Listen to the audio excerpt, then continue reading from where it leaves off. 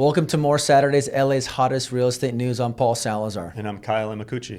Today we're talking about what Karen Bass said earlier this week, which is suspend ULA mansion tax. Is that even possible? Big question mark there, but we'll find out together.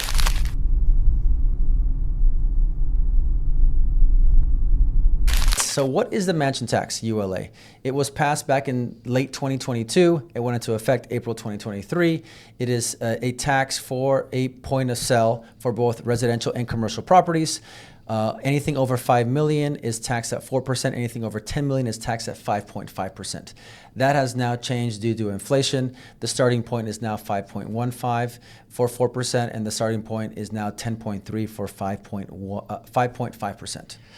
So out of all the projections, the $1.1 billion that this program was supposed to bring in, they completely fell short in the first year at 73% less than what they projected, and bringing in a revenue of just under $300 million versus the projected $1.1 billion. And the total revenue over the course of ULA is $480 million.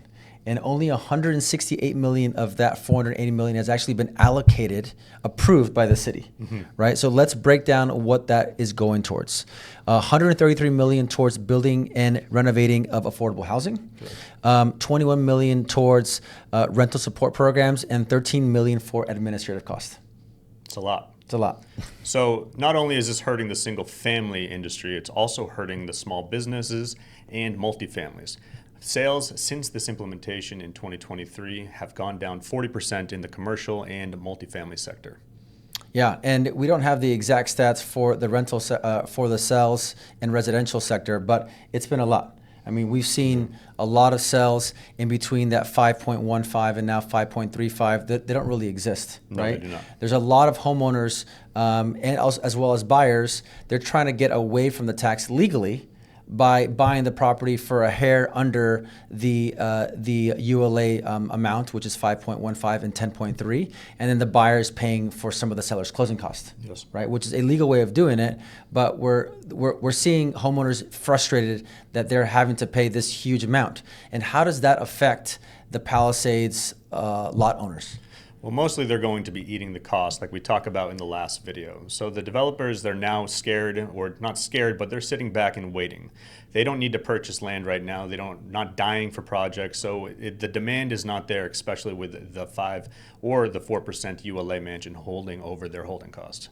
Yeah, so when we're looking at how many lots have come on the market, around 75 to 80 lots since the fires, right? Mm-hmm. About 8 of them have sold, and I believe around 10 are under contract right now. Mm-hmm. We have talked to most of these listing agents, and they have told us that the majority of people looking to buy these lots are end users and not developers. And there's an obvious reason.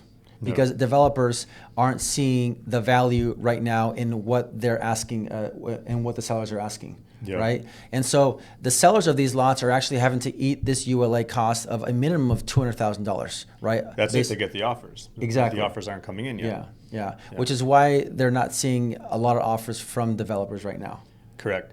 So after all of this, Karen Bass has now mentioned that she is thinking about suspending the ULA tax. The question is whether or not she can do it, because does it need to go back to the people to a vote, or is she able to supersede her thought and put it into place? We're not sure. She did bring it up, so I don't know if this is a play on saying, hey, maybe we need to rethink this, or what this means. But we are following along, and we'll let you know as soon as we do. We'll keep you updated. If you have any comments, leave them down below. Hit the subscribe button, and we'll see you next time. Thanks, guys. Have a great Saturday.